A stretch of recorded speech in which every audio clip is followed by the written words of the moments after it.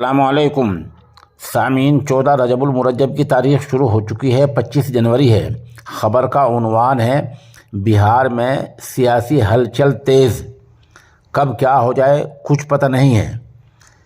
तेज़ी से बदलते सियासी हालात के बीच बिहार बीजेपी सदर सम्राट चौधरी दिल्ली पहुंच चुके हैं। दिल्ली में बिहार बीजेपी के लीडर प्रभारी विनोद तावड़े के दिल्ली रहायशगाह पर मीटिंग हुई है। उधर रियासती सदर सम्राट चौधरी और सेक्रेटरी भिखू भाई दिलसानिया और साबिक डिप्टी सीएम रेणु देवी ने ही इसमें हिस्सा लिया है। इस तरह उधर बताया जा रहा है कि लालू प्रसाद यादव और नीतीश यादव की जो पार्टी है, दोनों पार्टी में रस्साकशी और खींचातान अपने आखिरी दमों पर है।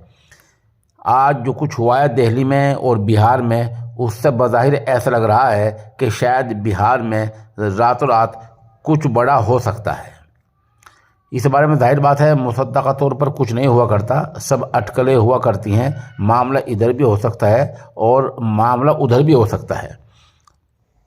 नीतीश कुमार के बीजेपी में आने के सवाल पर दिल्ली में सम्राट चौधरी ने सहाफ़ियों को कहा, पहले मीटिंग तो होने दीजिए। उन्होंने नीतीश कुमार के बीजेपी में आने के इम्कानात से इनकार नहीं किया है।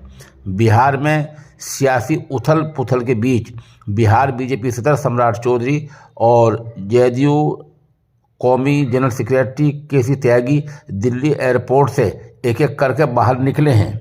उधर इस बीच केसी त्यागी ने बिहार के सियासी हालात पर तबसरा करते हुए कहा, इंडी गठबंधन सलामत है। उन्हें बिहार के आरजेडी और जेडीयू इत्तेहाद के मुस्तकबिल को लेकर कुछ भी बोलने से इनकार कर दिया है। ये हालात इस बात की तरफ जा रहे हैं कि बिहार में बहुत कुछ हो सकता है और अगर नीतीश कुमार किसी वजह से बीजेपी में शामिल हो जाते हैं तो फिर वज़ारत आला कुर्सी उन्हें नहीं मिलने वाली है।